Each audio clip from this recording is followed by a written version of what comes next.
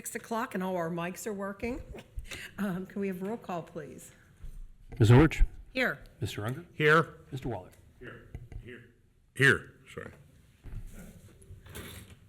Take it away. Yeah, thank you, Board. This first meeting tonight is a work session to discuss the 2025 tax budget. This is a bit of a difference in how we typically approach the tax budget process.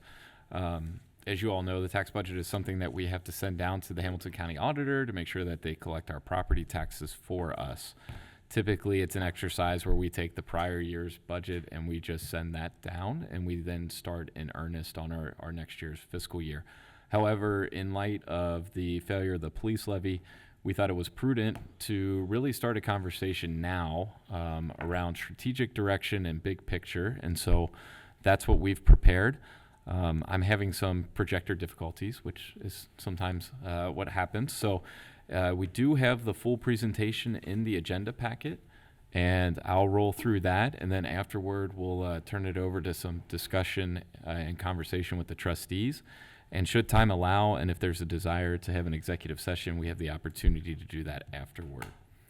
So kicking things off, the very first slide in the tax budget really is just sort of the high level what our 5-year plan or 5-year forecast looks like. The one difference in this 5-year forecast compared to what you would typically see in the adopted budget is I removed all of the general fund subsidies. So typically we have a subsidy built in the tax budget for the parks, community center, and zoning funds. This year I thought it would behoove us to look at it a little more strategically, see what does our general fund look like, and then where are dollars available that we might be able to reallocate to other sources. So the slide after that, this is the slide titled General Fund Subsidies Needed. This looks more discretely at just 2025. So that final column there, where I have some of the red boxes, highlights the fund balance issues that are currently present across the departments. So there are 4 funds that have issues. That's the police district. That is right now projected to be about an $800,000 deficit. Keep in mind, this does include and account for our decision to hold positions vacant, and we're currently down about 15 or so different positions in the police department. So that's a big reason why this number has been mitigated from a higher number, which was contemplated with the levy. There's also an issue in the zoning fund, which is typically how it is. Our zoning fund has never paid for itself with zoning fees. We've always subsidized that with the general fund. And then the parks and community centers. So those are the 4 next year. And when you add those 4 funds up, you're talking in total just over $2 million. So that's a good number to keep in mind. The slide after that does look at our 5-year forecast and looks a little more broadly at areas that have a need. And so outside of some minor funds where we can make some adjustments along the way, there's really one other fund that gets added in over the 5-year forecast, and that's the fire and EMS fund, so the fire district fund. As with any 5-year levy, by the time you get to year 5, you have drawn down, in theory, all the resources that you've built up in the first couple years of the levy, and you have to look at a new one. And so this plan would look at us needing to contemplate a levy for the fire department in the fall of 2026. So that's something to keep in mind as well in order to solve some needs there in 2027. The slide after that looks at what the average general fund subsidy need is per fund that has a need over the 5 years of the 5-year forecast. So the police fund looks at a need of about $4 million a year annually. The fire district, and granted, this is only 2 years because this is only 3 years, looks like it needs about 1.7 million. Zoning needs an average of about 300, parks needs about 1.1, and the community center needs about 250,000. Total, all that up, you're looking at about $7.5 million. And that's typical in a levy-driven organization where every 5 years you have to look at additional property tax levies to fund your needs. Now, during that same time frame, annually, the general fund grows by about $2 million. So when you're talking about total need of the organization and what the whole would look like over that 5-year horizon, that's about $5.5 million. So that's still a big number that we have to solve for. The $2 million and the growth is enough that if we wanted to try to mitigate and solve those problems next year on the back of the general fund. We should be able to do it for a 1-year time horizon, but after that, we're not going to be able to. And, if we're not going to see cuts, or if we're not going to see revenues that we think are going to come in the future, I think it would really behoove us to start looking at some cuts that we can do now to make it less of a burden later. So just prefacing that. When you look at some other items here, this is a budget surplus deficit over the 5-year period. I did want to highlight that while the fire department on the previous slide said an average need of about 1.7 million, if you were to look at a 5-year levy that would be adopted in fall of 2026, that would start in 2027, that is actually going to probably need around a $4 to $5 million per year fire levy. So that's something to keep in mind as well. So there are options, of course, and this is where I'd like for us to maybe get some perspective from the board so that staff can better organize the tax budget and start the conversation at this day so that then we can start to build a better long-term budget.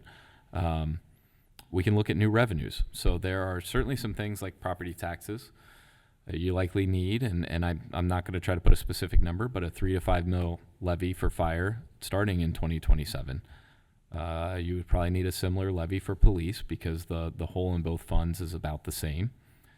One concept that we haven't spent a lot of time with, but is something that we can dig in further as staff to try to get specifics, is we could look at taking our existing millage and replace it.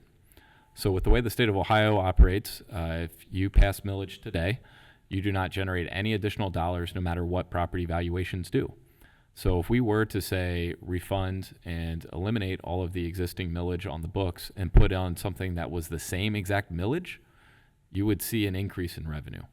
In fact, I suspect based off of early just rough calculations that you could probably refund the existing 23 mills that we have today and put on something at a smaller millage amount. So this is a lower per tax dollar or per valuation amount, but actually still generate more taxes. So that's just kind of highlights a little bit of the oddness of how property taxes work in Ohio, that you could have a lower tax rate but more revenue because you're capturing growth that's happened. How long does that process take to do that through? You have to do it through Hamilton County. So you would do it through the county. It would be very similar to any ballot initiative. And so if you were, because what you would need to do is have a levy on the books that would be approved. And then I would suspect that once that would be approved in, say, either May or November, then this board would take action to eliminate the prior continuous levies that are on the book perpetually. And so that's something to think about. It's How much do you think that would generate? When I did the back of the envelope, and this is why I always get nervous about doing math in public because it's not firm, I think you would generate probably an extra $8 million a year. How much? $8 million. Okay. And that's if you just apples for apples took our existing 23 mills of outside millage and put on another new levy for 23 mills. So that's sort of the growth that's happened in the township in terms of valuation over the past several decades. And that would be dependent on a future board repealing that 23 mills. Yes. Yep. And that's an important nuance. So Would they have to, that future board have to repeal all of that? Or they might go, well, let's just repeal 20 mills. if I were that board, I would say you would repeal all of it if you're putting that on. I think that, and I think if the board had an appetite to look or explore But that couldn't be things put like in the that. ballot language that way. I don't know if you could, and that's something that if we wanted to go down that path, then I'd be relying on legal to provide us that advice. I would feel a heck of a lot more comfortable if it was in the ballot language because then that guarantees That would be it the only happens. chance that it would Right, just if pass. somebody sees 23 mills. And it would be very weird, right? So you're at the ballot box and you're voting on, do I approve adopting a levy for 23 mills that will then eliminate a levy that's 23 mills? Like, it would feel odd, right? But that is certainly something that, yeah. And so, but with it being continuous levies, there's some legal nuances that we'd want to work through, but that's something there. Another option, and this is something where if the board has an appetite, we would want to start talking about it now, is charging for services that we currently don't charge for. So you could do things like charge for vehicular access to your parks. You could put in, gates that have a credit card machine, and then you don't have to staff it. And if somebody wanted to use your park that day, they'd have to pay to use it for that day. We've done things like that back in the middle 2010s. I don't believe it was very well received by the public, but that's an option. You could look at further increasing your zoning fees, but we just did that, so I don't know that. While you're on that, when I saw the deficit there, was that deficit based on our new zoning fees? That or is based off the new. The yes. new ones, okay. Which is less than what we've done in the past. Okay. You could look at increasing your shelter rental fees further. You could look at charging for summer camp. Right now, we don't charge for summer camp, and I know that was an idea floated recently. And then the last sort of idea under new revenue that's kind of out there is diving in further on the TIFs, and we do have the TIF slides in this as well. With the capital that was originally contemplated in the TIF plan that was adopted last year, there's a growth of about $275,000 per year projected. If you were to eliminate that capital, you'd look at closer to $650,000. So that's an option to consider as well. And then on the flip side, looking at the opposite side of the ledger, the cut side, you could look at eliminating your senior services. And this, again, was something that was done in the middle 2010s. I don't think was very well received by the public, but that would save you about $250,000 annually. You could look at getting rid of local zoning. There are some communities that don't have that, but what that does is that trades off $200,000 in theory in terms of a subsidy for your ability to have impact on what goes where and when. You could look at eliminating or offloading your recreational activities in parks in some form. That's about $1.1 million. The road program is currently funded at about $1.1 million from the general fund, so that's an option as well. And then the final option is really to look at some significant cutbacks to your public safety operations. Those are the bulk of our budget, and the bulk of our budget is people, and so that's what we're talking about is less apparatus on the road, because we don't have the people to do it, or less vehicles in terms of patrol. So those are options in terms of balancing. After that, the next slide looks at the multi-year TIF plan. This looks at the fund balances that are contemplated for all the TIFs, and it looks at both the restricted and unrestricted. And I say restricted because the Rumpke TIF and the Kroger TIF currently have some bond indentures that don't allow us to spend those excess cash revenues, but we are currently working with bond counsel to see about freeing up, at least with the Rumpke TIF, because it's performing so well, some of those funds. And if we are successful and we get an opinion that allows us to do that, then we could certainly look at using those dollars to offset operational needs. For example, within the TIF district, we are currently building a fire station, and so we could put those dollars toward either bond proceeds or looking to pay off bonds early or something to that effect. So a couple questions here. I saw the opioid settlement money. Have we gotten any money? We have gotten some. Okay. Not a tremendous amount yet, but it'll grow over time. Do we anticipate? I know a lot of those firms have already gone into bankruptcy and. Yeah, and they keep doing, to your point, they keep doing more to try to find ways to reduce their burden to a lower and lower amount. I'm trying to look on this here. I will say that we just got notice of a Kroger settlement too, so that's one thing that I'll be bringing to Jeff's attention in the near future. Yeah, Kroger was outside the original big pharma, right? Yes. Okay. So that's about $50,000 a year. It looks like that we're currently getting from that. I believe that's for a 10-year period. One thing that, and I'm sure, well, I would guess my fellow trustees may not like this. I think that we're asking people to make some sacrifices here. And the first sacrifice I'd like to do is cut trustee salary by about 5 to 7%. I don't know if that can be done in the budget, but don't look at me that way, Mrs. Orr. I am just looking at you. I think charging for the summer, one of the core responsibilities of government is not summer activities for children. I think that's certainly something that we should be able to do. I think there's some other areas to cut too. As far as I don't know, cash apps for parks and things like that. What I'd like to do, and I've talked about this before with the parks, but it's more of a long-term thing. I'd like to be able to, and this is like a 10 or a 12-year time horizon on this, be able to spin off the parks into their own park board so that they're not supported through the township. Similar to what Anderson Township does, and I think a couple other places nearby.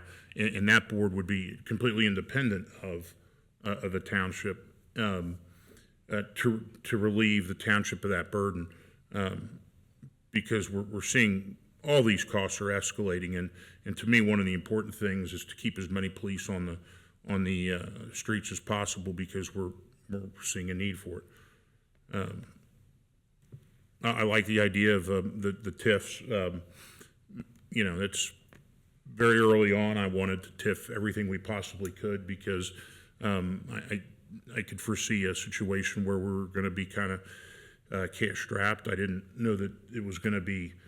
I mean, I couldn't have predicted COVID and what we're seeing now, and just some of the incredible costs that we're having to face.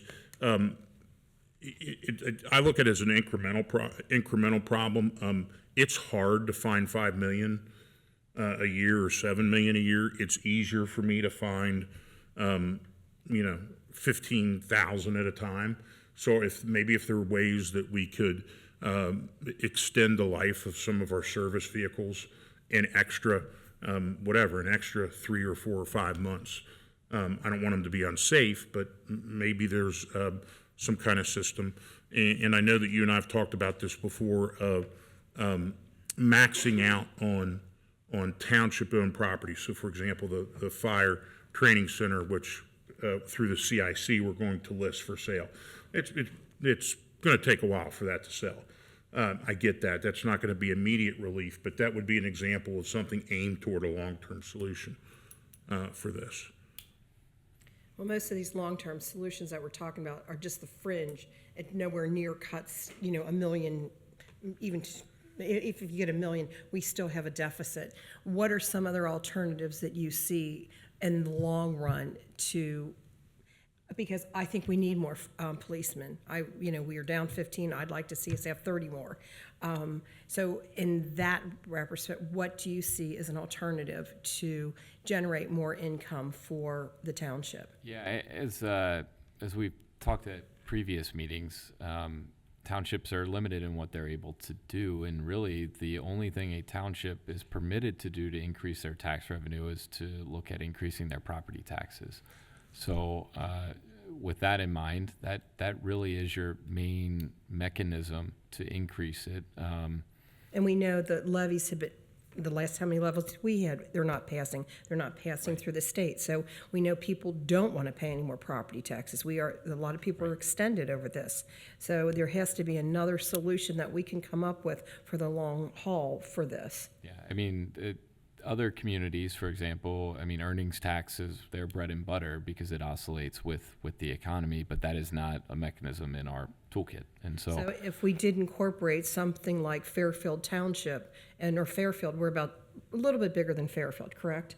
We're about the same residency. Yeah, little bit I mean, bigger. if you add them together. And so, because part of Fairfield has the city, and then they have the township, with that city earnings tax, they have an $84 million budget, correct? It is about double our budget. It's so about double. So, so people that are working at the Kroger's or Aldi's or Planet Fitness, all the same organizations we have on Colerain Avenue, by working in Fairfield or Forest Park or Montgomery, Blue Ash, all the different locations that have an earnings tax, those employees pay that earning tax, correct? And we don't, and so working here, nobody has to pay an earnings tax, and all our surrounding areas are paying earnings tax, correct? Yeah, and as I mentioned earlier, really the only way to capture economic growth under our current models, if you're looking at something like we just described, where you're refunding all your millage and putting it all back on, and then you're relying on the voters to approve that. And if that doesn't work, we're talking about long-term, how we are as big as a city, and there are a lot of, we don't have the benefits of a city. Sure. So if we did have a city tax, that people's pensions, passive income pensions, and Social Security would not be taxed. We have a lot of people in the township that work in Springdale or Sharonville or the different areas. They're paying their portion of those taxes, and that would come back to. And something else to bring up, because I think I've seen or been told there's some rhetoric out there about it. Sales tax is also not something that we have an opportunity or mechanism for. Right now, sales tax is collected by 3 entities. That is your local transit authority, your county, and your state. No one else under ORC is allowed to access those dollars or implement that. So that's, really when you think about tax structures, and this is across the United States, there are 3 main sources, and that's income taxes, sales taxes, and property taxes are the 3 key ways. I just don't see anybody voting any more levies or for property taxes, especially what Hamilton County just. And we've talked internally, and we've looked at historicals, and there were other tax sources that are state issues, right? That if the state wanted to consider bringing some of these things back would help, but things like the estate tax, that was one that got eliminated and then had a major impact on local budgets. There was a cut to local government fund. There was a cut to eliminate the tangible personal property tax. All those things had some real effects, and currently we're in a situation where the state isn't necessarily looking at making more cuts, but they are looking at adding more expense to localities because there are bills floating that would look at increasing all of our retirement contributions that are made into OPERS, OPNF, and OPERS LE. And those are some real challenges that if those go through at the state level, we do not have a quick answer for and are not contemplated in any of our budgets. I got the It's my projector turn. to work, Here by we the go. way, so Oh, that's we great. can go back at it. So I've taken some notes along the way, and part of the discussion was vehicular access to parks, increasing zoning fees, and that's all been tried in the past and it hasn't worked. 2 or 3 meetings ago, we discussed incorporating, and that's something that I wouldn't see favoring in my lifetime anyway, and I think part of the reason people live here is they love the small economical township form of government. Matt mentioned we do have some assets that are we're experiencing a cost every year on, and granted that would be a 1-year fix. We do have 2 properties that firehouses are currently on that we're going to be selling. Hopefully, if those new firehouses are going to be opening by the end of this year, I think we need to start taking a look at marketing those 2 properties, because the first day we move out of there, we're going to continue to experience cost with the Galbraith Road and the Dunlap Fire Station. The training center, recently the CIC talked about engaging a real estate firm to help market that property, but noticeably absent from all the discussion and from any of your paperwork is the Sears store up the street, and granted that was a very divisive vote as it turned out to be last year. However, here we are. There have been changes, and part of the changes is 2/4 or 2 of the 4 parcels are now owned by the same bank, I understand? No, It's 2 different banks? those are 2 different banks, yes. But maybe this is the opportunity to sort of move us away from that. The amount that was spent on that building is pretty consistent with the amount that we're short just next year. And granted, I know it's a longer-term strategy for a board that can be changed out every 2 years, but I just noticed you don't have anything in here about that at all. Yeah, we don't have any long-term costs built in for the Sears property beyond 2025 because the anticipation is that we'll be successful in our bid award and knock the building down and reduce those costs to 0. So there's not anything built in related to that. So that's why it wasn't. But hopefully we can at some point recover our investment there. I know that just the Sears component of it was generating $94,000 a half year in property taxes. Well, and that's. And part of that, a good that part all of that gets- went to the county, but about 24,000 of that went to Colerain Township. And this is where property tax then gets nuanced, right? Because that goes into the outside millage, which generates the Right. same revenue regardless. So it just spreads that across all the taxpayers as opposed to just that one tax bill. We need to move forward as a board with that, and if, that was August 22nd last year, and I would say our cost experience with that, based on the actual purchase price, the other money that we spent up there maintaining it, maintaining the utilities, loss of interest on that $2+ million and all the other things.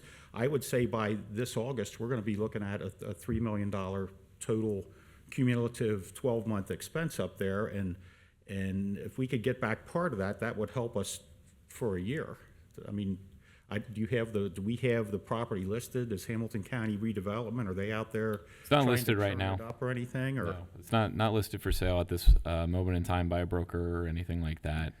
Again, though, while that would be one-time funds, as you mentioned, it doesn't solve our long-term Right. fiscal needs. And that's really the point of the conversation, is to dive in on what are those long-term things we can start to do today to solve that, our just general I mean, I do, to the favor of the other trustees, I do think we need to have a different level of activity on that property than it seems we have, you know. We should be hearing from the if the demolition fund grant soon, correct? I mean, I've been told by insiders related to the state that it is going to be fully approved. It's just waiting on the state to And so release when- that. So, And we do have developers that are in line to want to, yes, once negotiate that with site us. gets cleared So and it's- cleaned, I- and it's- then it comes down to a comfort level on the board. I mean, we could put something out for sale, and that doesn't mean that we're going to get a bid of $1, as we saw with the training center. It also doesn't mean that we won't get a bid of $10 million. The reality, though, with that entire site is, as we see decline in the building, you will start to see more and more of a decrease in valuation, which then creates bigger issues for the township. And that's where being able to provide this shot in the arm, for lack of a better term, can hopefully lead to higher tax values on that entire site, not just the one site in question. And we did have recently the Hamilton County Tax Review Commission, that's not the right term, Tax Incentive Review Commission, sorry, met, and they actually opted to cancel all of the CRAs that are on the mall site. So now there's going to be additional property tax revenue coming to the township because of that, the existing CRAs that were there. So there has been some activity that's going on across the board on the site. It's just not a wholesale change, and it does take time for that to happen. I just, to conclude my remarks on that topic, I just noticed it wasn't anywhere in the discussion, and it's a pretty big thing to And that's leave because out of the it's not in discussion. long-term forecast from an expense standpoint. So that's why it wasn't really contemplated. And it's hard to put in dollars for a sale. That's why we don't have the sale of any of our buildings in there, because we just don't know what that would look like. And again, that still would be just those Well, one-term time. As far as the 2 firehouse properties that we are going to be leaving soon, the day we move out of there, we continue to have heating and cooling and maintenance expenses there. So if it's June and we think we're going to be out of there December 1st, it's time to start thinking about it. And I've talked to Fire quite a bit about this, and there's going to be a transition period. It's not going to be an overnight, like, Or January one day we're 1st or out, right. whatever. And I think the contract we signed with Pepper had it set that they would be done by December 31st. Now, I anticipate they'll probably be done in mid-November. And then by the time we're able to get everything ready to go, we can test the comm center, because that's a big piece with all of this, right? When you're switching on a new firehouse, you got to make sure they know where your firehouse is and how your districts have changed and all of that. So there are going to be a couple wrinkles that are going to make that date fluid, but that doesn't mean that we can't advertise early. We just probably don't want to look at advertising before this fall. Get it out there. Well, and that's going to be a conversation for you all too, as we saw when we went through the process with the training center. The first thing we did was we just put it out ourselves. right? If that is not the direction we want to go, if we want to bring a broker on, that's something to think about as we move forward with the training center decision to use a broker. What impact will that have? And do we make that decision sooner rather than later to bring a broker on? Or do we still try to sell it without a broker, because then we capitalize on not having to pay broker's fees and all that stuff, recognizing that there's a chance that you might not get anything back at the end of that too. So that's something to contemplate and think about. I'd be interested in your concern Well, on that. I have worked with David Miller, he's not in here, in showing the Firehouse 26 before. We have had some interested parties in that area, and then I think we have some interested parties in the Dunlap too. So I think the interest is already out there. Yeah, I think unfortunately what you have sometimes is folks don't want to pay a fair market value to government. Right. Just like if they find out government is buying, they also don't want to pay a fair market value. So that's something to think about too. So from just a philosophical point of view, I think that and maybe this is a CIC thing that I've been a little bit frustrated that the CIC maybe should have an more active role in selling the township, in trying to recruit some of these businesses, which will, I mean, we have this discussion about taxes over here. You can also get a bigger shovel to dig out a hole, and the bigger shovel could be getting different businesses, or Dan mentioned Sears. Well, if we get that developed, that can change this long-term financial outlook an awful lot. But not really, because the way that our property taxes work, our inside millage is the only thing that grows as values grow. But if we're talking TIFs, Small. Now, TIFs, yes. yeah. And if the wedge end just closed down, I mean, what's going to become of that? If or maybe it didn't close down, it's going to. I don't know. I read something. Yeah. If somebody takes over that property, builds something new, that's tiffable value there. That I mean, I've just never been the type to wait for, whether it's the fire stations or the training station or whatever, wait for I want to go out and get somebody. And I want to pester them until basically they call security on me and tell me not to come back.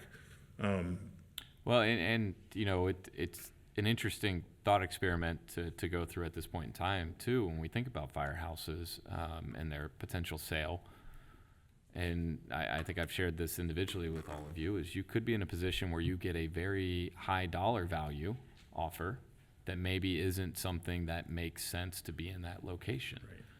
You could also get a very low dollar offer that could be something that makes sense and maybe generates more positive externalities. And so there's that public good side thought process too, and the public good isn't free, and that's why it's called the public good, right? So that's more theoretical, and we don't really know what we have until we have proposals in front of us, right? So there's sometimes you don't even know from the proposals. When it was probably Mr. Mills and David Miller, I don't think you were elevated to the position yet, came with bid FTA and CR deals for the old Kroger. I thought, isn't there anything else we can get? And I've been kind of impressed with what they're doing, and I've actually been to the CR deals in Springdale, I think that they might end up doing a really good job at that location. So sometimes you don't even know what you don't know with it. But right. But my overall point is, yeah, we can talk about the taxes, but I think another way out is thinking outside the box to get some people. I mean, Chuck E. Cheese's has been empty for as long as I can remember. David and I have showed Chuck E. Cheese's between 10 and 15 times. There's a lot of interest, but the Joseph Groups likes to hold on to their real estate. So there's certain properties on Colerain that are just not an option. You have a very unique situation with Colerain Avenue in that it is a very high traffic, high visible area. Because of that, you do have some property owners across that whole corridor that want high rents. Mm-hmm. And so they are willing to wait that out for the rent that they think is worth it. And I'm not going to pick on property owners here or there, but there are some properties that have sat for a long time that are just now turning over on that corridor, and that's because they finally got the rent that they wanted and they were willing to wait it out. So that's something to keep in mind. And we do talk to commercial brokers quite a bit to get their feedback on what doesn't make sense, what they're hearing, where people are looking to go. And so we try to keep our finger on the pulse as much as possible to know what's moving and what's not. But that's up to the market to decide what goes where, right? So that's part of it too. Going back to the earlier discussion about the police department, when the issue was on the ballot back in March, one of the comments right afterward was, well, we would have to take a look at what the budget was the last time it was, which I don't want to go back there, but I think it was 2019. What's your question? What was the budget that year? I don't know off the top of my head. And here's where, again, if we're going to start. And granted, it looking at- won't fit with current Well, contracts, but. And the issue with budgets back in 2019, we had the Stone Creek TIF had expired, and so we had an influx of cash to police and fire to pay for their capital and some of their operating Right. expenses in that year. Then you had 2020, and you had all the CARES money come in, 2021 and 2022, and 2023 even, where we had the ARPA funds. And so to have a true just look back a year is difficult. We can get there, but it would take some staff. What was our, and you might not know the answer, what was our staffing level that year? And I only bring it up because it was Yeah. mentioned, not by me, but I think Chief believe Cordy our mentioned it. staffing level was one officer higher than where we are at today in 2019. It was 59 or, I think so. And the difference, though, is we actually have another officer that's dedicated under our school district contract. So you could make the argument that it was 2 officers higher back in 19 than it was today. and I think right out of the 59, if that's the right number, are 5 or 6 of those the ones that are paid by the school district? Yes, something, it's one of So those we're two paying numbers, for yeah. 53, sort of? Yeah. Yeah, and then clerks, that's an area where we have, a fraction of the clerks that we used to have as well. So that's just the function of us recognizing that, we need to hold spots open and not refill the seats because we don't have the dollars to do that right now.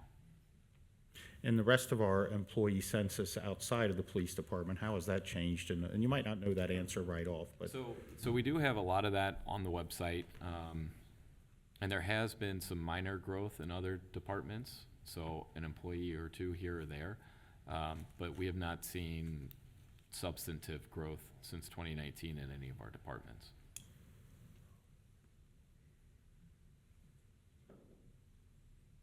so my initial conclusion is where I started my discussion at was we need to look at, the training center, obviously, we're struggling with that, the 2 firehouses, and, some kind of update on what's going on at Northgate as far as those 4 things on the either short-term or long-term revenue side. As far as what we would take out of the budget, I'll go back to, we are primarily a roads, police, and fire organization, and, the things that are beyond that, if it comes to removing some of those expenses, we need to have what our priorities are, and it's those 3 basic things, roads, police, and fire. And that's helpful because, there are a number of services that are very valued in the community, but are not under that core function under the ORC. Right. I mean, it is what it is. It's what anybody would do at their home when they Well, saw a financial shortfall. They would go back to their most basic expenses. Technically speaking, the ORC requires us to provide just fire. It doesn't even require us to provide EMS. It requires us to provide roads and cemeteries. It doesn't even require police. And that was part of that exercise that we looked at earlier in the year. If we wanted to go back to true. And we're not gonna do that. There's somewhere in the middle from Right. where we're at. And I think that that's the key and the hope of these conversations is that as we build the budget throughout the year and continue, we get feedback and we start to coalesce toward what the budget looks like. Because there's, there are dollars through the general fund and elsewhere that we can get by without significant cuts next year. But after that, we've got some very, very serious conversations. If not today, I think the conversation has started, so. And you've got that on page 7 of the presentation. You've got new revenue and then cuts to other programs.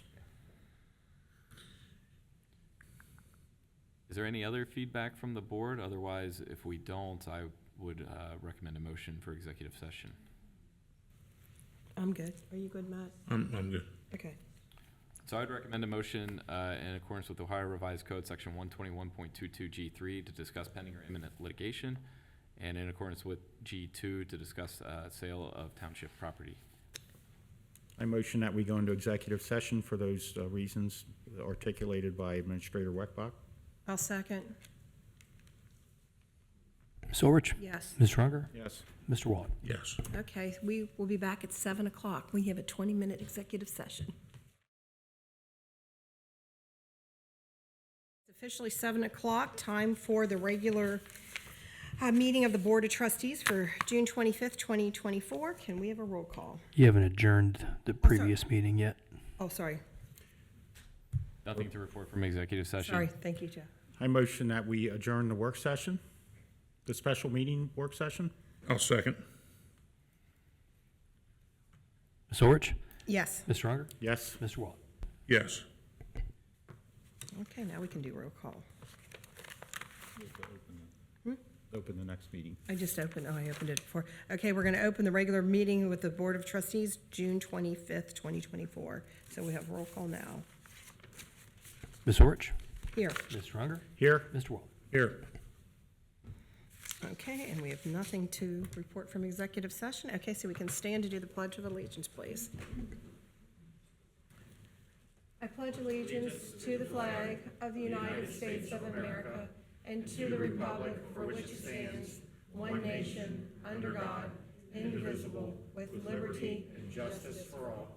And before we sit down for our moment of meditation is with why we celebrate the 4th of July next week. Let us be diligent in the safety of discharging fireworks and remember to cherish our freedom and independence and what it means to be an American. Thank you.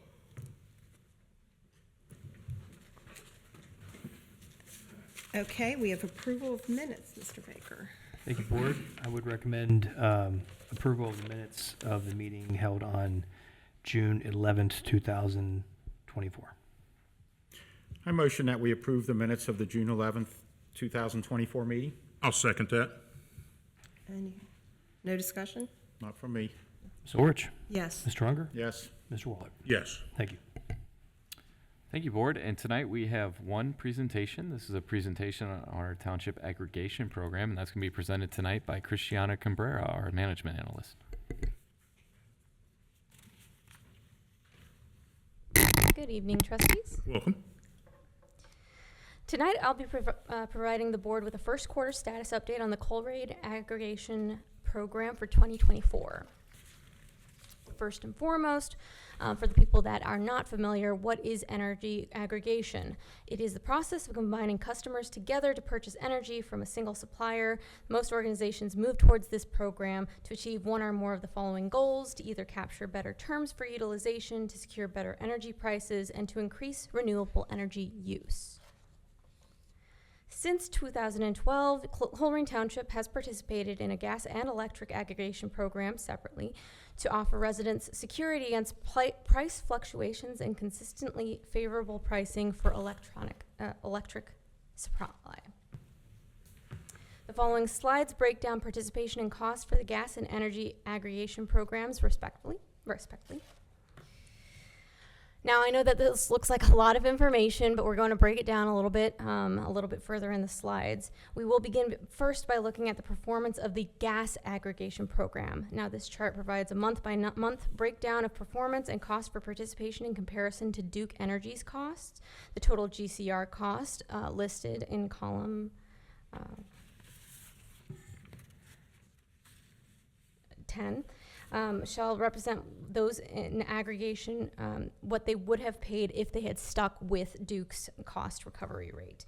The gas aggregation program has not performed as well as we had initially hoped for the first quarter, but the following slides will provide you with a closer look at this performance.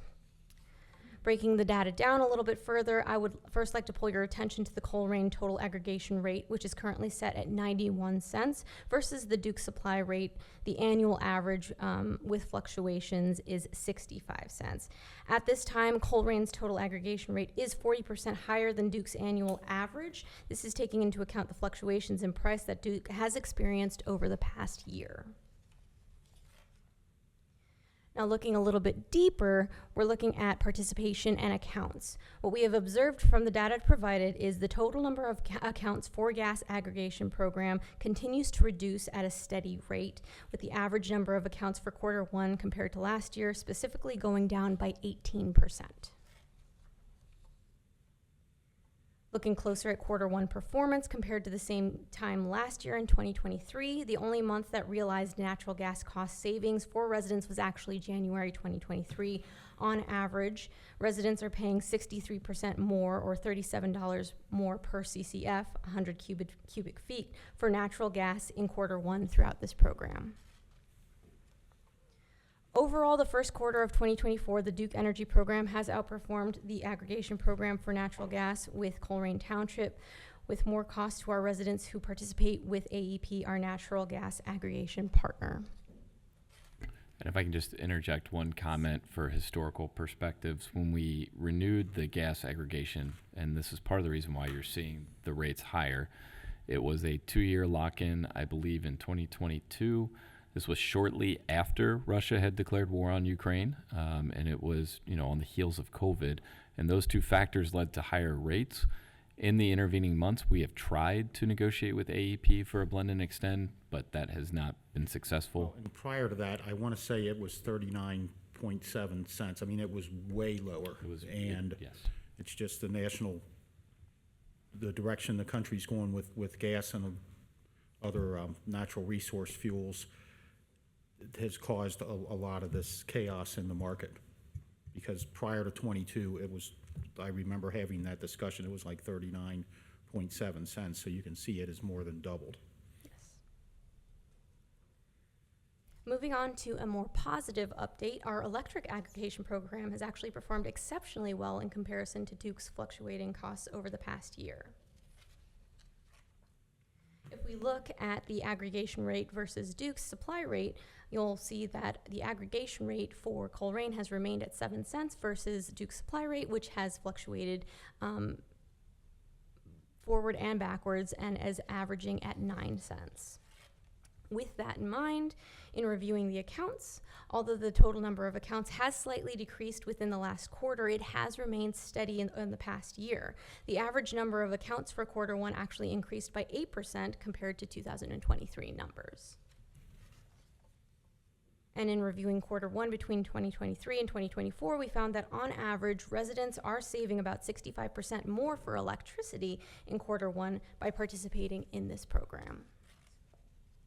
So in the end, the aggregation program for electricity has actually outperformed Duke Energy's program with favorable returns for our residents and participants. 99% of the accounts were reported to have a positive performance. So while we are struggling to see progress with natural gas aggregation, we are still realizing significant cost benefits through our energy aggregation programs. Are there any questions? So can residents opt out of the gas program? Yes, they're two separate programs. Right, but I'm just saying that for clarity, so people know they can do that. I just remember the last time this came up and how aghast I was and everyone at the doubling of prices in 22.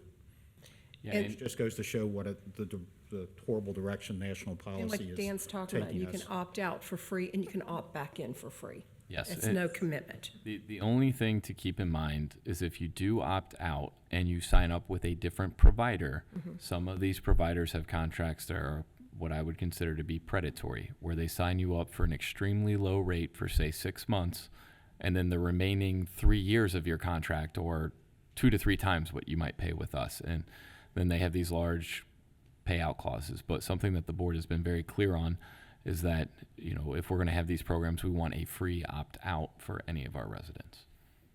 So when does the gas contract expire? It's this fall. So we have an agenda item later this evening where we're going to contemplate providing authority for the township administrator to enter into a contract at a rate less than Duke Energy, because I believe it is maybe October when the gas aggregation ends. Energy isn't until next May, I believe, so. And just to point out, the reason we do this is that the voters went to the polls and said, this is what we want. And nobody's compelled to be in it, either one of the programs. It's just something that's offered by aggregating all of our demand and trying to shop it out at one price. Yeah, and one other frustration that we sometimes hear from individuals too, and this is just something to keep in mind, is you can get re-enrolled at certain points automatically, and that frustrates people to have to constantly opt out, but that is just sort of a function of the way that the state sets up the programs. There isn't necessarily an automatic opt-out for life type of clause. So that's something for folks to keep in mind when they see changes in the coming months. It's not that we want to try to make them do this. It's just that, that's the way the system is set up. Well, thank you for the presentation. you so much. I think it's important information for Yes, people it to is. have. Thank you very much. Good. Okay. Well, that concludes presentations for this evening. Okay, then we'll move on to citizen address, and we will have Diane Herbie come up first, since you were here first. Good evening. Kathy, if you wanted to, since we've got some new folks, remind everybody. Yes, so I discussed with you, we have 5 minutes, and you can tell us all you want, but we will not interact with questions or anything, or answers. I'm Diana Herbie. I'm a resident of Forest Park, but I'm here in the role as the new Board of Directors Chair for Waycross Community Media. And I was selected in March when Joe Orndorff retired. Joe retired after 42 years of service. He has been the only other chair of that committee since Waycross's inception. But this also gives me an opportunity to talk about the services that Waycross can provide to residents of this surrounding area. Waycross is the local provider for public access programming, and they provide 4 channels. One of those channels is the government channels that covers city council meetings, village meetings, Board of Education meetings, and also your township meetings, as well as some county meetings. That can be seen on Spectrum 43. I have to take my glasses off to do this. Phioptics 851 and Colerain 8. It also provides educational access on a Spectrum 4 and Phioptics 854, and that covers all of Northwest and Winton Woods sports programs and concerts and events like that from the school district, and 2 public access channels, Spectrum 8, Phioptics 850, and Colerain 979, and also a second public access channel, 15, Spectrum 15, and Phioptics 851. And you'll find a lot of local government programming on those channels, as well as programming that's provided by people who take workshops and classes at Waycross and learn how to do television programming and provide their own programming. So that's one of the things offered by them. You may not know that they also rent equipment. And they have a cadre of volunteers, one of who's back here covering the program right now. So you have opportunities to volunteer as well. We're always here to serve the communities, and if you need us, please contact us at 825-2429, or you can get info at waycross.org and email us. Also, in addition to the television programming on Spectrum and Phioptics and Colerain, there is also the ability to watch this on waycross.tv. So please check us out. Thank you. Thanks for coming out. Thank you so much. And we love Dana. Yes, we do. Okay, Jackie Shadle, if you want to come up.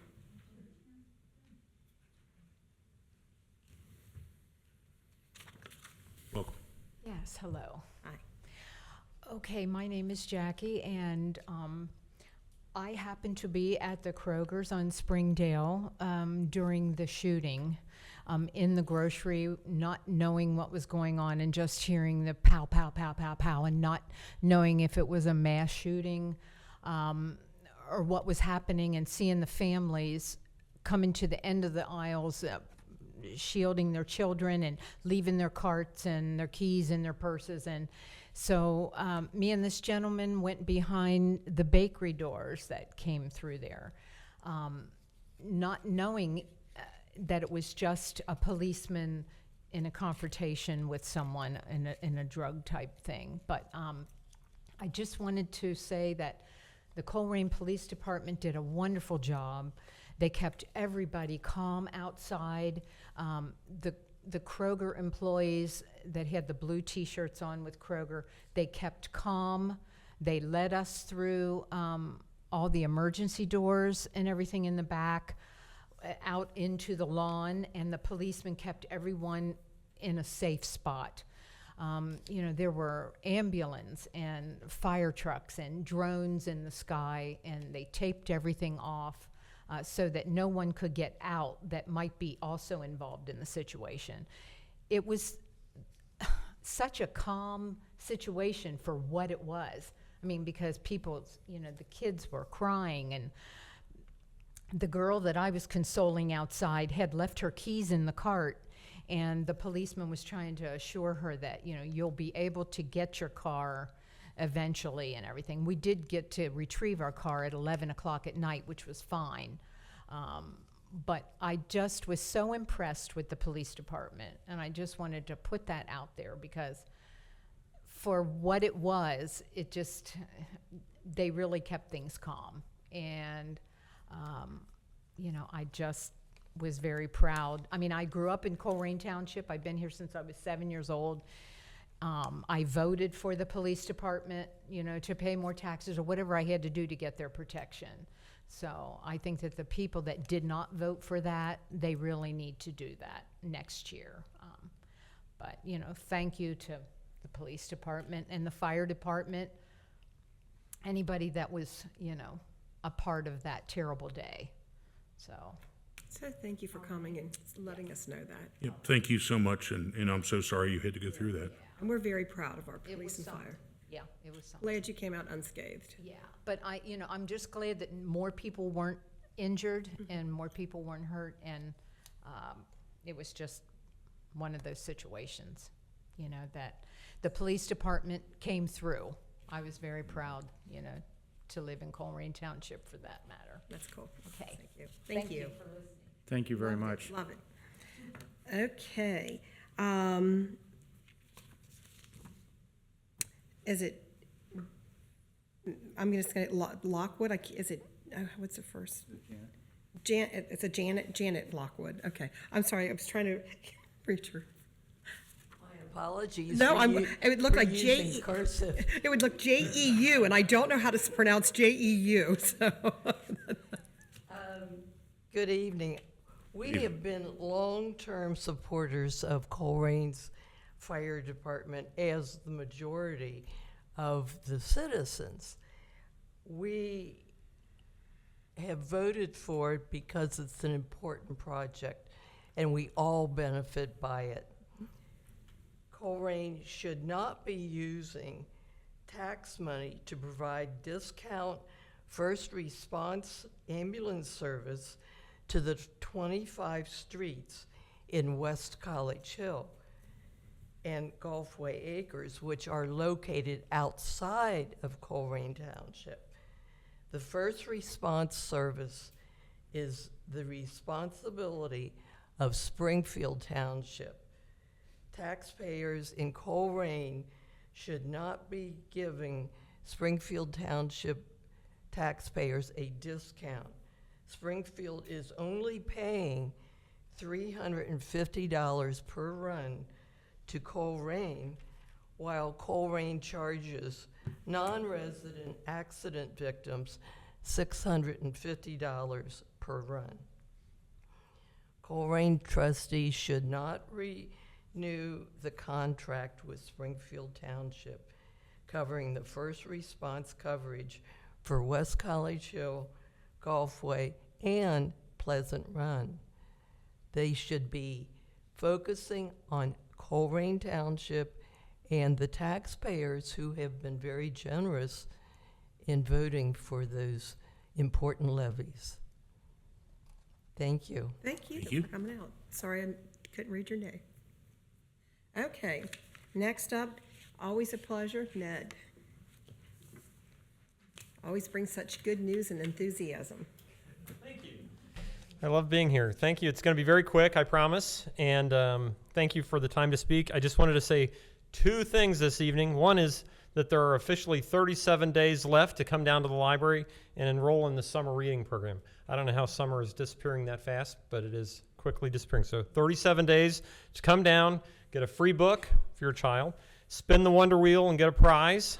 Kids don't miss out. The other thing I wanted to say is that we're having the reopening party at the main library downtown in Cincinnati, July 12th through 14th. As you may know, Cincinnati and Hamilton County is home to one of the largest libraries in the nation. I looked it up. It's the 5th largest main library building in the United States. It's very big. And we're very happy to celebrate the completion of its much-needed big makeover.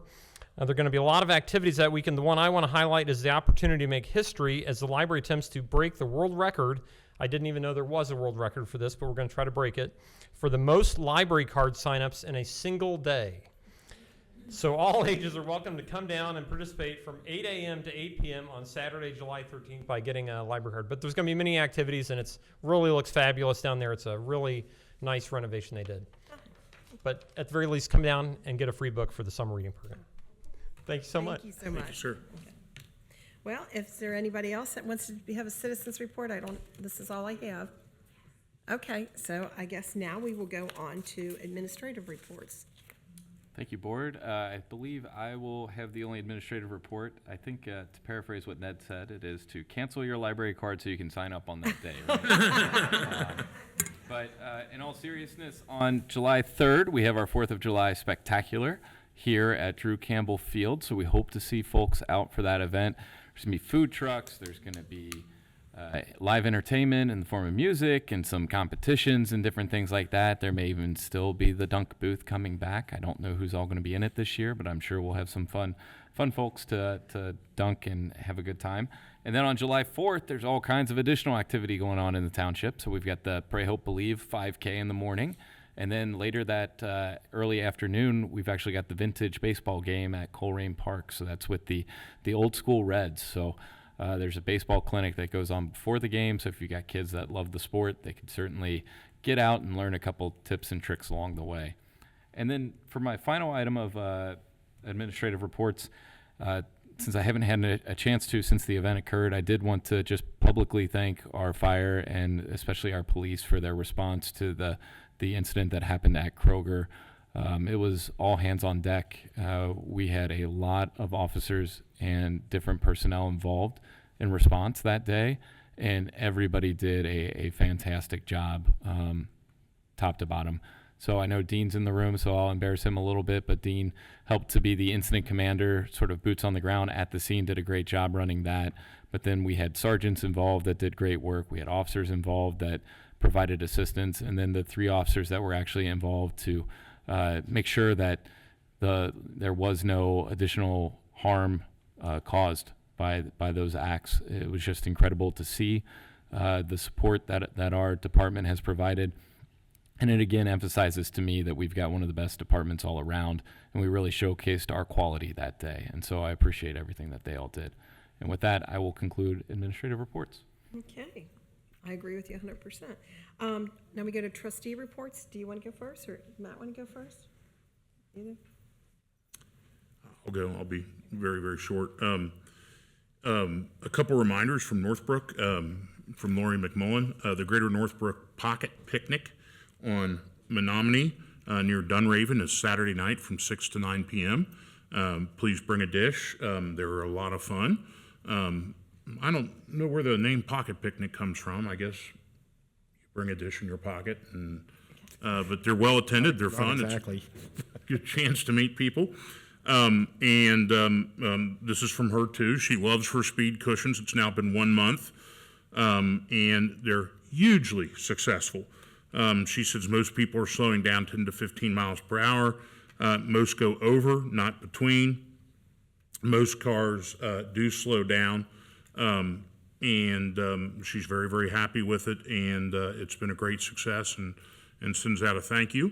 She's got the videos to prove it, too. That's right, yeah. And for the 4th of July, as we have coming up, I guess we have a meeting before then? No. No, we do not have a meeting before then. Wish everybody a happy birthday to the United States. And I'm always reminded of the great, I think it's Brinkley's book on Abraham Lincoln. You probably have heard this joke before, but he went to London, and the British thought they'd have some fun with him. In the outhouse, they put a picture of George Washington and laid it on top of the outhouse, thinking that they'd insult him. And Lincoln came back laughing and told the British Prime Minister, "Oh, that's a great one." And they're like, "What? Aren't you insulted?" He goes, "No, nothing scares the crap out of British people more than a picture of George Washington. I can see why you put it in there." And I think of that every 4th of July. for some reason. And if you haven't had a chance, that was Doris Kearns Goodwin's book on Lincoln, Team of Rivals. It's a huge book that takes a long time to read, but is well worth it. I'm just so happy to live in a country where I'm free, and just God bless America. And you know, just I just want to convey that the 4th of July is more than fireworks and concerts, and it's for me probably the most, you know, it's a great holiday, but it's also the most solemn holiday because I think of those people that signed the Declaration of Independence and their quote saying, "We must all hang together, or we shall surely hang separately," because of the risks that our founding fathers took. And it's just an incredible thing, so not to be forgotten as we head into the 4th. So that's my report. Okay. Thank you. Thank you, Kathy. Lots going on. Our code enforcement does such a fabulous job, and we do keep them busy. And if you see anything out there, you know, call the administrative office. Call me, 404-3057. I give out that number quite a bit. In fact, I got a call this past Sunday about a property on Cheviot Road, which, as it turns out, is actually in Green Township. It's that wonderful apartment building, exactly one parcel into Green. And I called my contact over there, and he was going to see that it was taken care of. Our guys stay very busy, and we're doing our best, and I think it's had a real impact over the years, just getting rid of junk cars, you know, encouraging people to cut their grass. We're not looking to penalize you. We're just looking to keep the community nicer. And I realize sometimes you get to a point with your property where you have a more difficult time taking care of it. Reach out for help, but it's at the same time, it's not really fair to the neighbors to let things get out of control. A couple years ago, Ohio changed their fireworks law, and for years and years and years, the whole time any of us was growing up, you had to run out to Indiana to get fireworks, and now you can buy them here at all kinds of places. Kroger's has a sign in front of their store that says, "Do not discharge within 300 feet of the store." I guess they're a profitable item. In the course of the law changing, we did have an investor move a store. He's proposing a store, and it's coming along down on Colerain Avenue, just north of Galbraith, that Phantom Fireworks store. I did stop by there Saturday and looked in. I didn't see any activity inside at all, and no inventory on the shelves. I don't know if they're... We saw a Facebook post last night that said that they're now open. They have done a lot of work in the Phantom last 3 Fireworks, days then, so I didn't see anything in there when I looked in Saturday. And speaking of other new businesses, those that travel Blue Rock Road, you've probably seen the new UDF come along. They had a soft opening June 21st.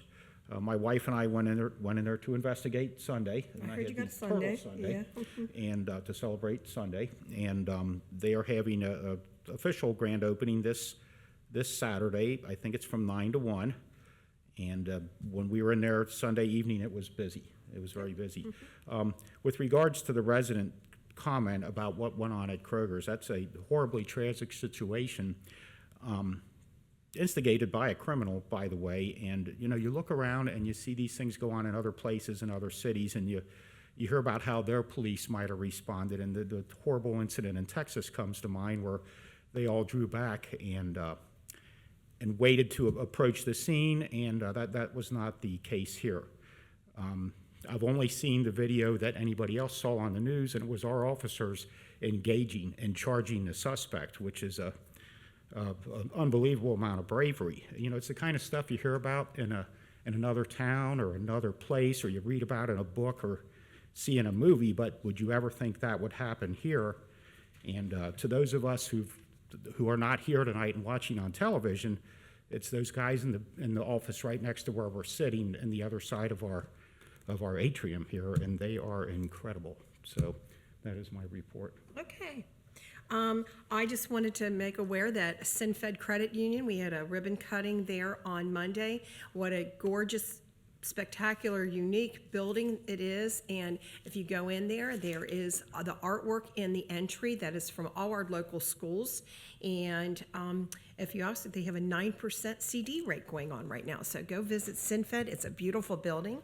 And when it's the fireworks, our band is Second Wind. There'll be 10 food trucks. We will have a bounce house, and we will be, again, serving beer and wine coolers. And Helen so nicely put on our website our laws, Ohio laws, and the ones that our police officers abide by for firework discharging. So again, nobody under 18. You cannot be within persons under the age of 18 cannot even be 150 feet of the discharge point, and you have to be 150 feet from shelter people and buildings. So, and it goes on about the aerials. So please look at our website and look at the rules. If you're going to have a fireworks display in your backyard, please abide by these safety rules. They're put out for your protection, the protection of the neighborhood and the kids. Or if you don't want to do it, just please come to Drew Campbell Field on July 3rd. And bear in mind that 150 feet, your building is not exempt, so your home is not exempt from that. So that is part. Good call. That's all. Okay, so we'll move on to new business. Thank you, Board. The first item of new business tonight is a resolution, or is going to be presented by the Police Department with Lieutenant Dean Dorfline. So many compliments tonight to come up to. It's all the guys that did the work. I just stayed on the radio and did what I needed to do. All right, Board, good evening. Item A on the agenda, a resolution declaring a junk motor vehicle at 2474 Clover Crest Drive. The resolution would declare an order of abatement of a junk motor vehicle at 2474 Clover Crest Drive. At this address, there is a 2005 tan Nissan Pathfinder. Recommend adoption of the resolution. I'll motion to declare a junk motor vehicle, 2474 Clover Crest Drive, a no-tag 2005 tan Nissan Pathfinder. I will second Matt's motion. No discussion? None? Ms. Orch? Yes. Mr. Unger? Yes. Mr. Wall? Yes. Item B, resolution declaring a junk motor vehicle at 2600 Lincoln Avenue. This resolution would declare an order abatement of a junk motor vehicle located at 2600 Lincoln Avenue. At this address, there is a 2014 Brown Buick Enclave. Recommend adoption of the resolution. I'll motion to adopt a resolution declaring a junk motor vehicle at 2600 Lincoln Avenue, no tag 2014 Brown Buick Enclave. I'll second Matt's motion. No discussion? None? Ms. Orch? Yes. Mr. Unger? Yes. Mr. Waller? Yes. Item C, resolution declaring a junk motor vehicle at 2805 Houston Road. This resolution would declare and order abatement of a junk motor vehicle at 2805 Houston Road. At this address, there is a 2008 red Ford Expedition. Recommend adoption of the resolution. I'll motion to declare a junk motor vehicle, 2805 Houston Road, Ohio JCE 2369, a 2008 red Ford Expedition. I will second it. No discussion? Ms. Orch? Yes. Mr. Unger? Yes. Mr. Waller? Yes. Item D, resolution declaring a junk motor vehicle at 3183 Lackland Drive. This resolution would declare and order an abatement of a junk motor vehicle at 3183 Lackland Drive. At this address, there is a 2005 black Ford F-150. Recommend adoption of the resolution. I'll motion to adopt a resolution to declare a junk motor vehicle at 3183 Lapland Drive, Ohio, temporary tag R470846, 2005 black Ford F-150. I'll second it. No discussions? Ms. Orch? Yes. Mr. Unger? Yes. Mr. Waller? Yes. Item E, resolution declaring a junk motor vehicle at 6666 Schweitzer-Hoff Road. The resolution would declare and order abatement of a junk motor vehicle at 6666 Schweitzer-Hoff Road. At this address, there are two vehicles, a 1996 green Subaru Outback and a 2014 blue Subaru Impreza. Recommend adoption of the resolution. I'll motion to declare two junk motor vehicles at 6666 Schweitzer-Hoff Road, being no tag 1996 green Subaru Outback and no tag 2014 blue Subaru Impreza. I will second it and comment that sometimes to those folks that live over there, it just takes a while to legally do this, and we do follow a good legal process, and this whole program has made such a difference. We're picking off, 10, 12, 15 of these a month and really cleaning up the township. So I second. Ms. Orch? Yes. Ms. Schrunger? Yes. Mr. Waller? Yes.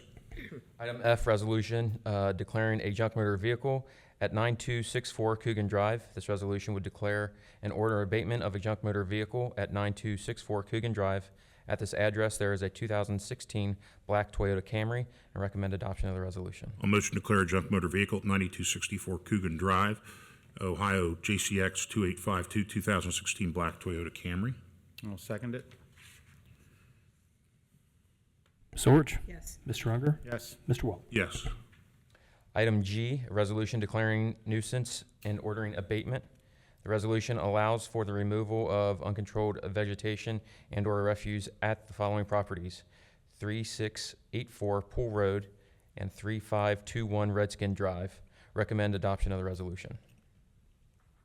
I motion that we approve a resolution declaring nuisance and ordering abatement at the Pool Road and the Redskin Drive properties as described. Second. Ms. Orch? Yes. Ms. Schrunger? Yes. Mr. Waller? Yes. My final item is item H, a motion to issue noise resolution permit to St. John's Church. This is the first request for a permit in 2024 for the church. The request for the permit is for August 2nd from 6 until midnight, August 3rd from 4:30 p.m. till 12:30 a.m., which is Saturday, and August 4th, Sunday, from 12:30 to 5:30. And this is for their annual festival that they have there at their campus. And this is a recommend adoption for the motion. I'll motion to issue noise resolution permit to St. John's Church as indicated. I'll second. And their festival is August 2nd, August 3rd, and August 4th, and they have a quite marvelous chicken dinner over there. That's on Sunday, and they have bands every night also. As always with this item, if you all could please sign this evening if it is adopted. Okay. Ms. Orch? Yes. Ms. Schrunger? Yes. Mr. Waller? Yes.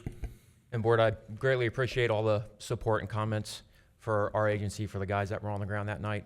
The public has been fantastic. So not every community has the support of their elected officials, and across the board we have. So I greatly appreciate that.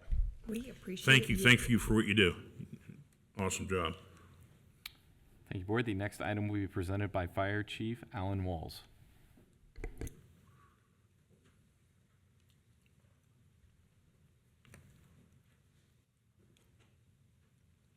Chief? Good evening. Welcome to everybody here in attendance. I've just got one item for tonight.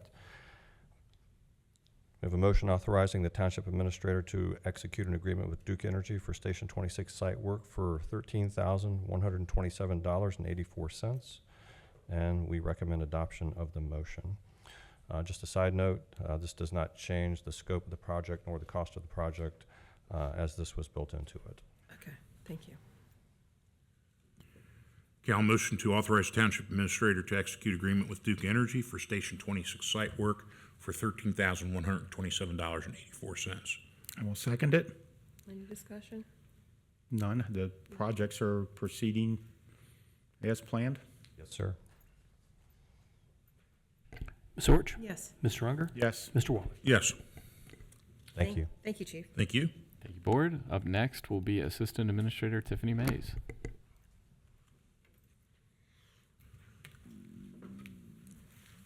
Good evening. Hello.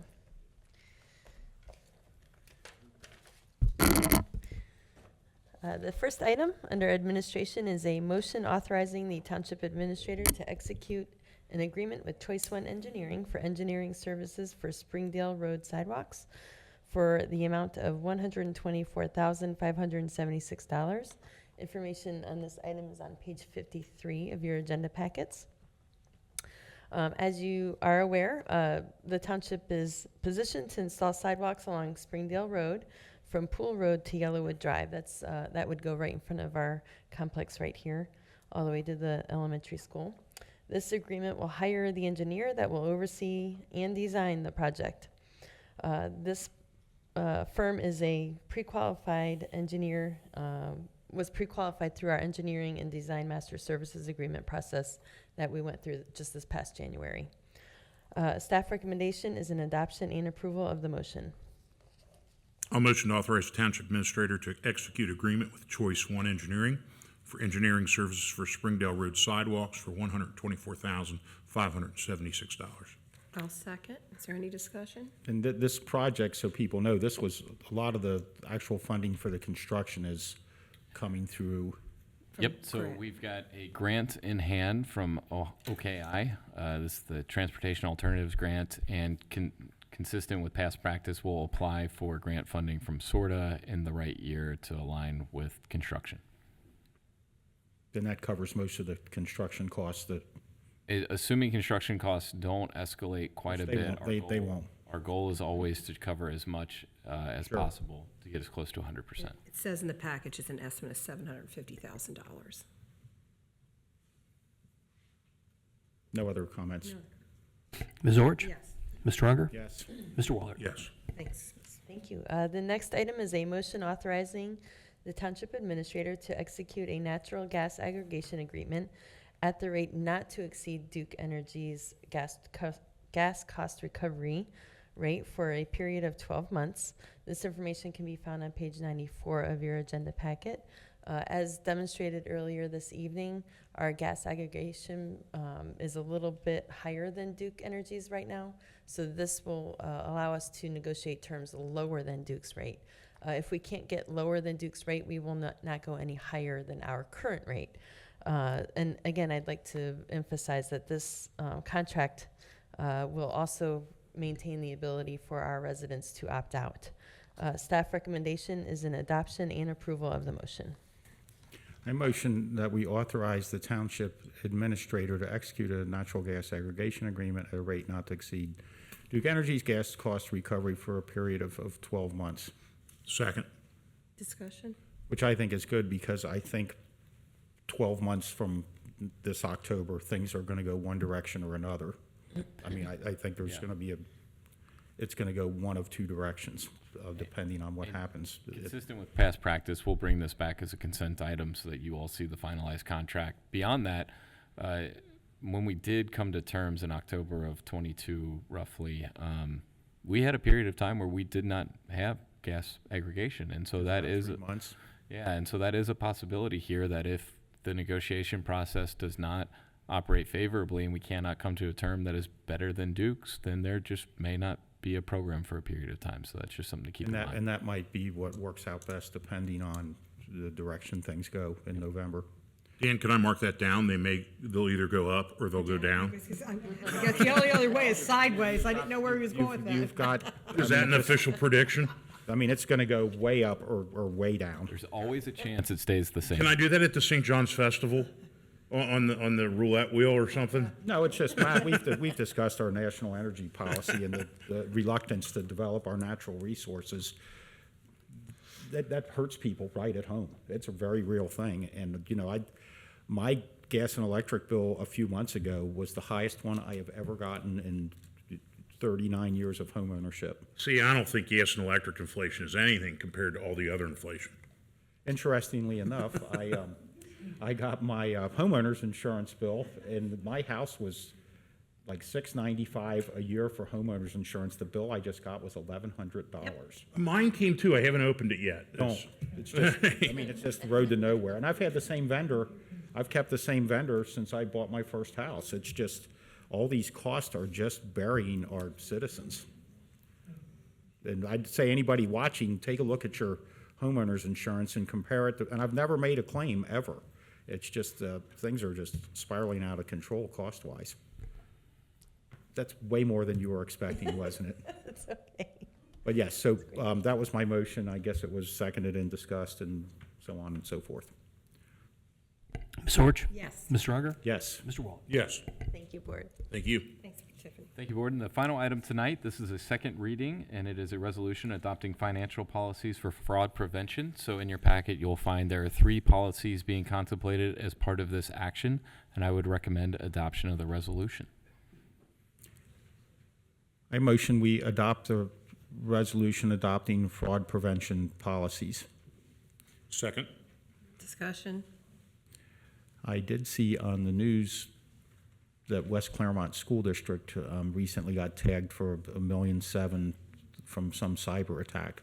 That is correct. That was, I think I saw that this morning, actually. So it's important that we try to stay a step ahead of everything. So thank you for, continuing to try to do that. And there's no one size fits all, and it doesn't guarantee just because you have policies that things won't happen. But what this does is it sets up the parameters and allows us to take corrective action if something does happen in the future. So if an employee were to do something that violated one of these policies, it's clearly spelled out what action we could take. It also spells out different levels of activity and oversight that the finance director or assistant administrator over finance has in terms of just oversight of the organization, trainings that we do, and different things. So there's a lot baked into these policies that will make us a better organization. And that's true, but internationally, there are all sorts of people attacking local American governments. Yes. Because they think that's where the money is, and we really need to stay ahead of this, so thank you for working on it. Sure.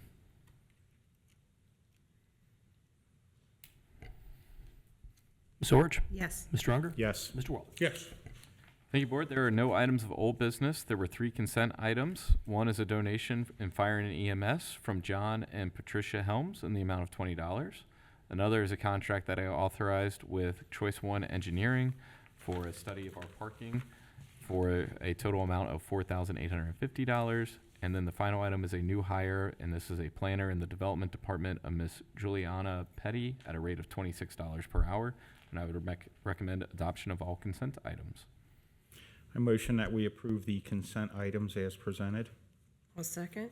Any discussion? And Jeff and I did have a discussion about the parking lot out there. We've had, I guess, a substantial change in use with, now that we've brought a lot of our training into this building and, redeveloped the basement so that. Yeah, we actually had our first time that I can recollect in my time at the township where there were no spaces available, because we were able to have simultaneous training in our spaces downstairs for both police and fire. And with the setup that we now have, we're actually on a short list for several national trainings, including TASER is actually looking at our site because of some of the unique things about what we have. And so it's going to be prudent for us to take a hard look at what options we have to maybe provide some relief for parking. And that said, since we've brought those onto this site, it saves a lot of travel, expensive hourly travel time for our employees to go places when they can stay here and knock out a 2 or 3 hour training without adding on an hour of travel on both ends of the training. So, and we're oftentimes provided free space in these classes, which allows us to be a better organization because now we've got better equipped and educated employees. that sounds great. Ms. Orich? Yes. Mr. Unger? Yes. Mr. Waller? Yes. Okay. Do you have a fiscal report for us tonight? No report. Okay. Do we need an executive session? Not that I'm aware of. Want a motion to I adjourn? motion we adjourn the meeting at 7:49 p.m. I'll second. Okay. Ms. Orich? Yes. Mr. Unger? Yes. Mr. Waller? Okay, Yes. so motion is adjourned at 7:49.